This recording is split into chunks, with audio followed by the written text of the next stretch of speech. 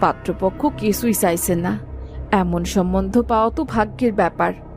তুই এসব বলছিস কি মা? না না, তোকে এই বিয়েতে রাজি হতেই হবে। তুই আর অমত করিস নে মা, বিয়েতে রাজি হয়ে যা। না মা, বিয়ে কখনোই সুখের ব্যাপার না। কুসুম বাবুকেই দেখো না, তাকে তো খুঁজেই পাওয়া যাচ্ছে না। আমার মনে হয় এর পেছনে নিশ্চয়ই তার শ্বশুর বাড়ির লোকেরাই দায়ী।